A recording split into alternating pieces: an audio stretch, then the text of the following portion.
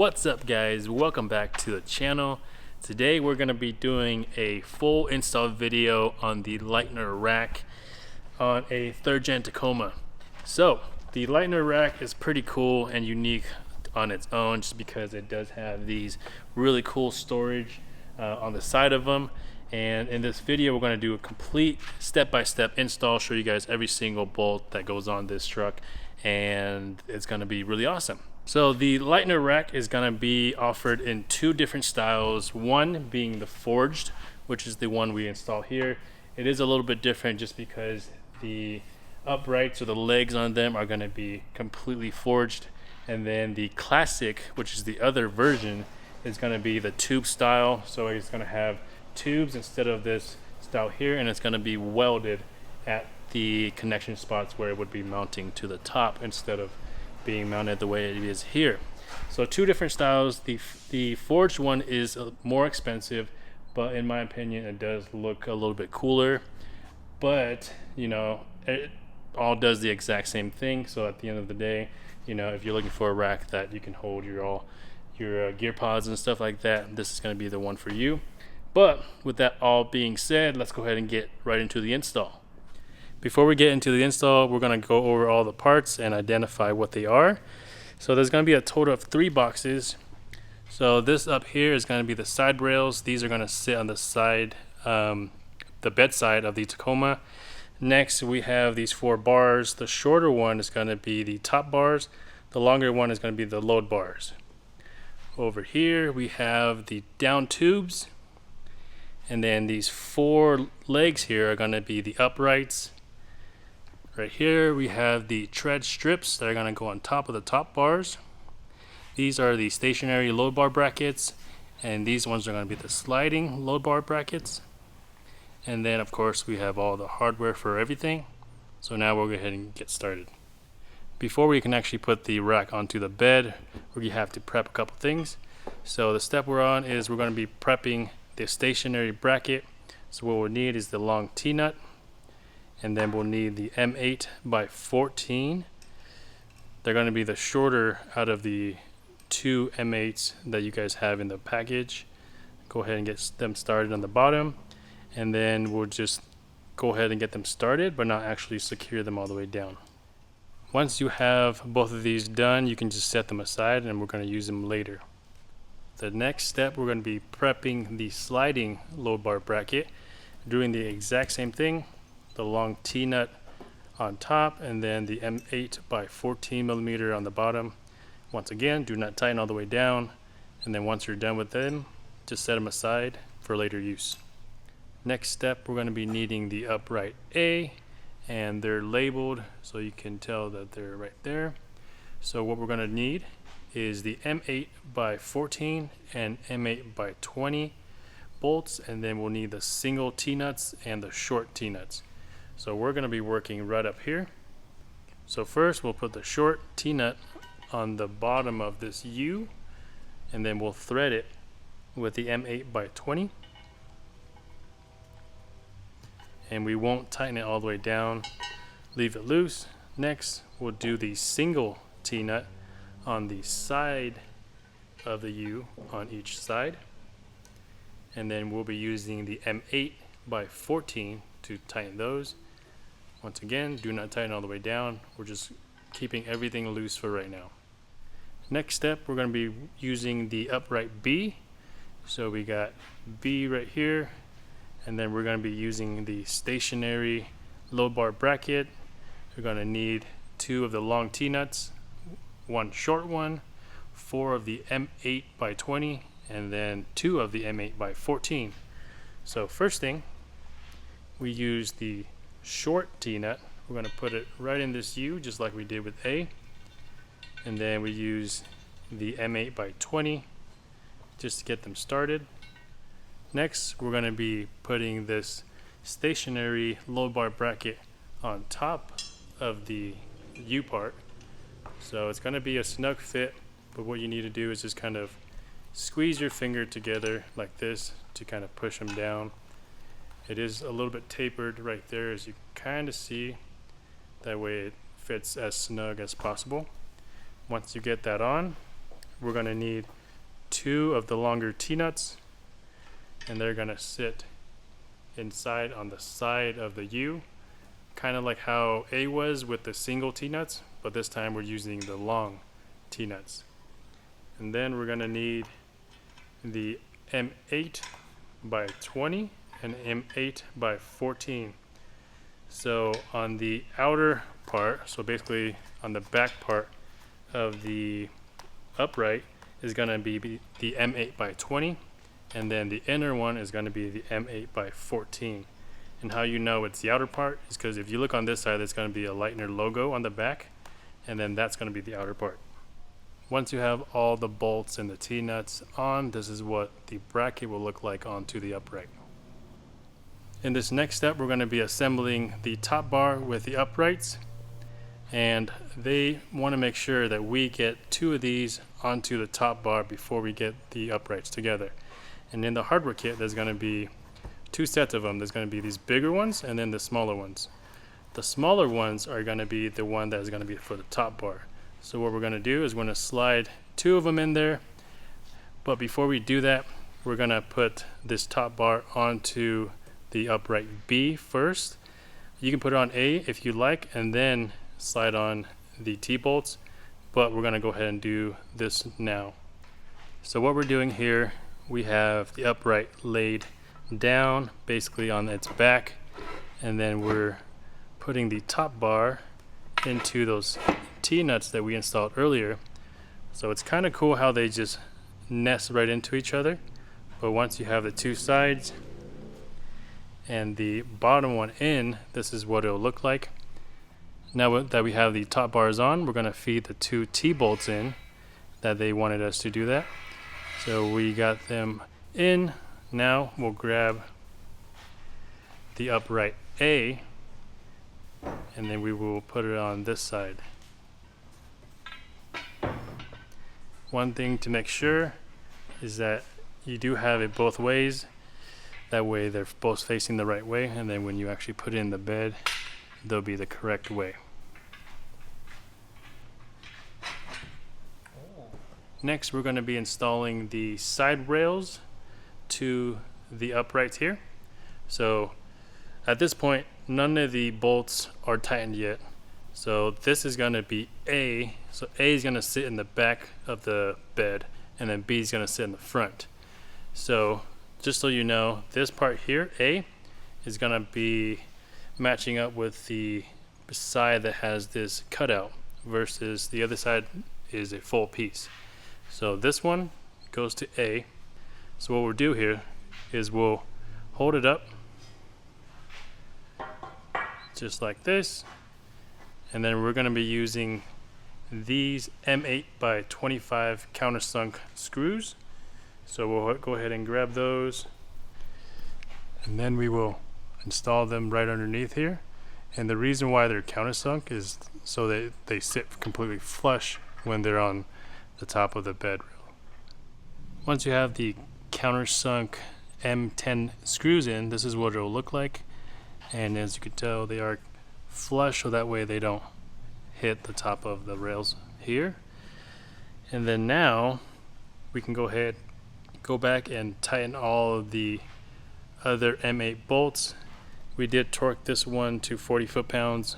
We're going to be torquing all of these ones to 18 foot-pounds. And so that's what we're going to do now. Now we're going to be doing the passenger side. So everything is exactly the same. The only difference is that B is going to be now in the rear, and then A is going to be in the front. So basically you'll have B, A, and then A, B. And then this, the stationary load bracket, is now going to be on A instead of B. So once we have the passenger side assembled, it's going to look like this, exactly like the driver's side, but A and B are the opposite. Next step here, we're going to be taking off the M8 screws from the back side of each upright. So A over here and B over here, we're going to be taking off these two, and then we're going to be installing the down tubes. So we'll go ahead and loosen these up, take them out all the way. Once we have the M8 bolts out of the uprights, we're going to be installing the down tubes using those exact M8 bolts we pulled out. So we'll just line them up and install the M8 bolts back in. Next, we're going to be installing these T-bolts, the bigger ones, into the factory rails. So we currently have 3 over here, and then we're going to have 3 over here as well. If you guys do have the factory tie downs, you guys need to take that off first. Then we will need to take these out here. So this one is going to be a T40 and this one's going to be a T55. So they do provide the tools for these as well, but we're going to be using an impact just to make it go by quicker.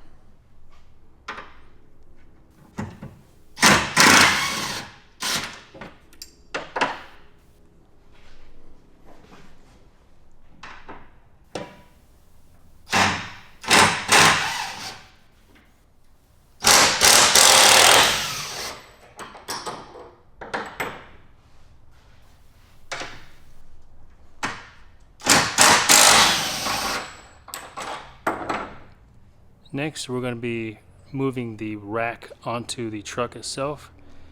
So we have it up here. Nothing's secured down yet, so basically we just lined it up with the T-bolts that we just put, and we made sure that these holes down here will line up as well. So now that we have everything lined up, we can go ahead and secure everything down. These are going to get nuts to them, and then the ones down here are just going to get the bolts that we took out of them.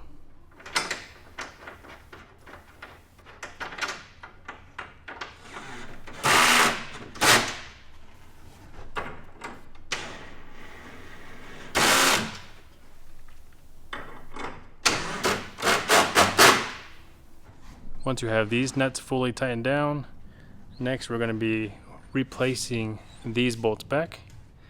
So go ahead and put that long one back in there, get it started. And then for the D-ring, we did have to take all of the extra stuff that was underneath off just so that it can reach to the thread. But since it's back there, it's really not going to be able to be used really as a tie down anymore anyways. And then we'll just zap those down.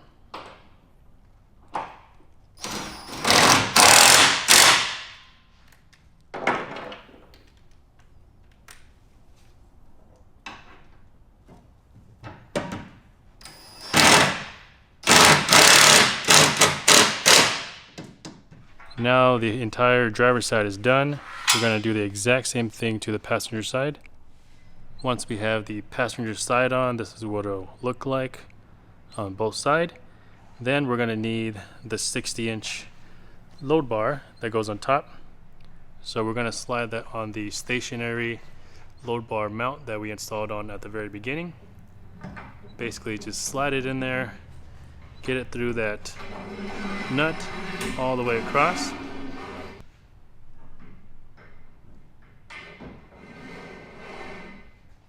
Now that we have the load bar through, we can go ahead and center it and then tighten the M8 bolt that is underneath.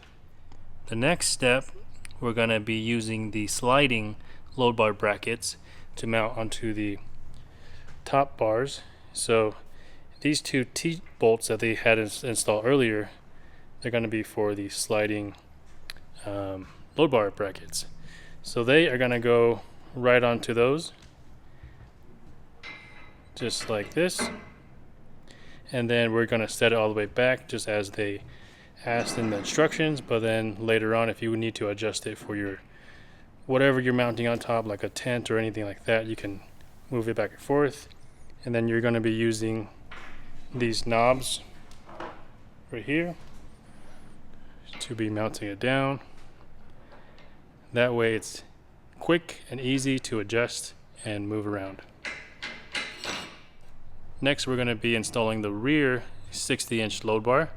we're going to do the exact same thing. We're going to slide it this time through the sliding low bar bracket. Slide it all the way through. Made it up with the other side.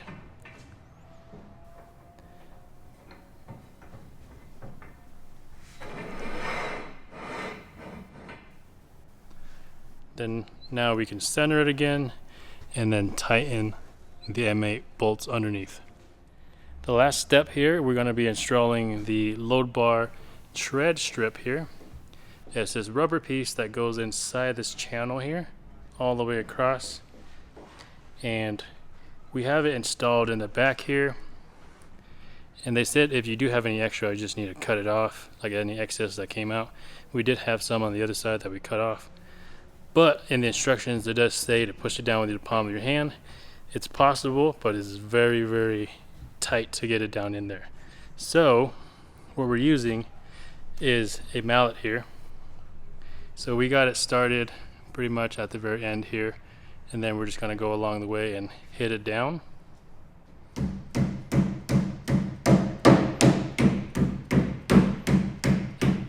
The last finishing touch to the rack is going to be these end caps, and they're going to go at the end of each load bar, and they're rubber, so they'll just go right over it really easy and fit really well.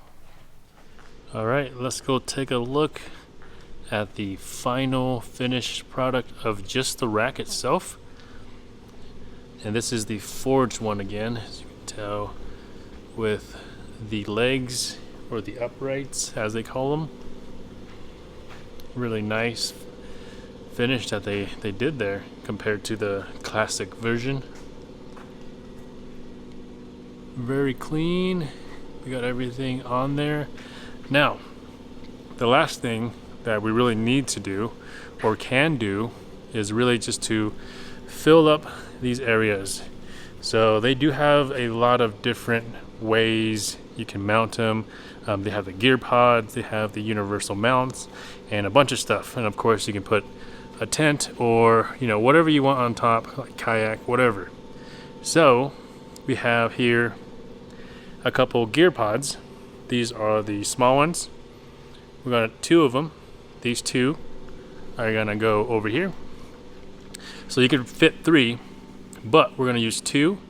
We're gonna save the last spot for the new hydropod that it just came out with, that should be arriving to us any day now. But since we don't have it today, we're just gonna install those 2, and then the hydropod when it comes. And then on the driver's side, we do have the XL. This here is the XL. I believe the length is 4 foot, and it's gonna fill up this entire area right here, and it's gonna be real nice. And as you can tell here, we pulled this out just to show you guys, this is the weather stripping, so it goes right in there, so that way this thing is 100% waterproof. No water can really get into it unless you're like really trying to like use pressure water to get in there. Another thing to notice is that the hinges, these are the Gen 2 gear pods, both of them.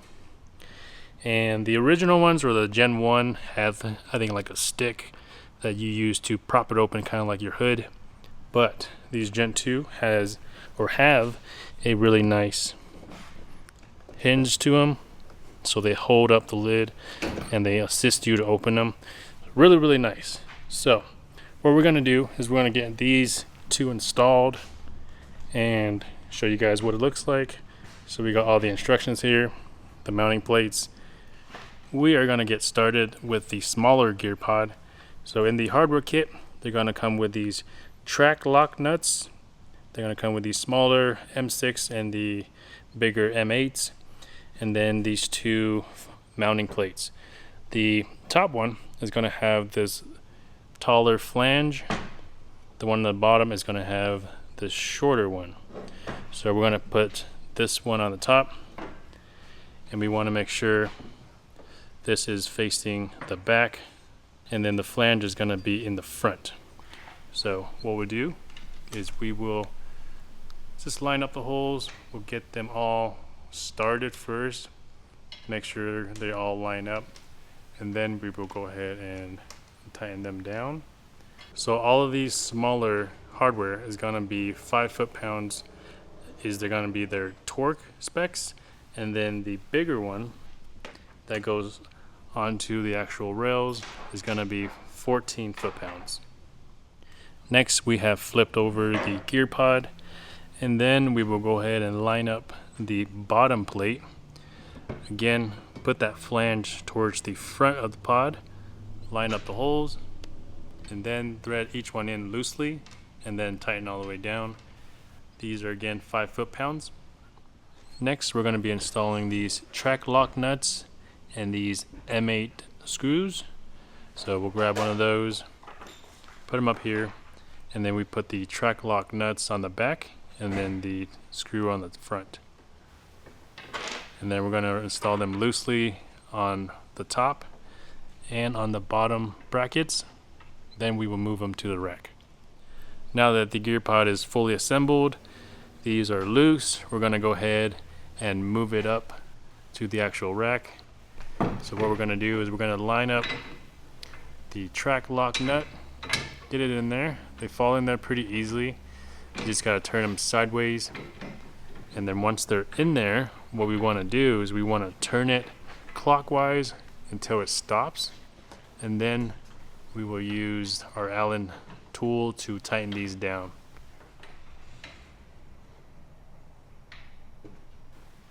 So the second pod is the exact same way, so we didn't show you guys that, but now that we have them both mounted here, you guys can kind of see what they look like on the rack. And then we did save this one empty spot for the hydro pod when it arrives.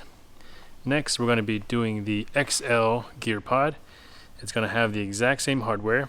It's going to have these track lock nuts, the M6 and the M8, and then it's going to have 2 mounting plates, one with the bigger flange, and then this longer one is going to have the shorter flange. Exact same thing. The one with the bigger flange here is going to go on top, so we can go ahead and move that up. And then we want the side with the flange to be on the front. We're going to line up all the holes just like we did on the small pod, and then just get them started. Once you have them all started, just tighten it down. Once we have the top done, we have flipped over the gear pod. We're going to do the exact same thing using the longer plate with the small flange. Once again, flange towards the front of the box, line up the holes, put the screws in, and tighten it down. The last step is going to be installing these track lock nuts and these M8 bolts onto the flanges of the top and bottom brackets, and then we can move it onto the rack. So we'll go ahead and start that. Now we moved the gear pod up. We went ahead and lined up the track lock nuts with the top bars here, and now we'll go ahead and just tighten it down. So you just got to make sure that the track lock nuts are actually turned clockwise, so that way they sit all the way hitting the top and the bottom, so that way they're completely secured. Alright, so we just finished tightening up the bolts on the XL gear pod here, and here's what it looks like when it's fully mounted. I'll show you guys this side again. So if you really wanted to, you could fit 3 of the small gear pods over here. That way you have separate compartments for everything, and everything is keyed, so that way you can lock everything up. So that's really nice. But once again, we are saving this spot for the hydro pod that is coming, so that's why we have it empty here. Alright guys, that is gonna be it for this video. Hope you guys enjoyed it. And at the beginning of the video, I forgot to mention that these gear pods and the hydro pods, they all do come separately, so it doesn't come with the rack. So the price of the rack is the rack on its own, but you guys would have found that anyways later on if you guys did go look at the rack. So we will have everything in the link down in the description for all this stuff here that we did in this video. And if you guys enjoyed the video, please make sure to give it a thumbs up and subscribe to the channel if you guys are not subscribed already. And we will see you guys in the next video. Peace.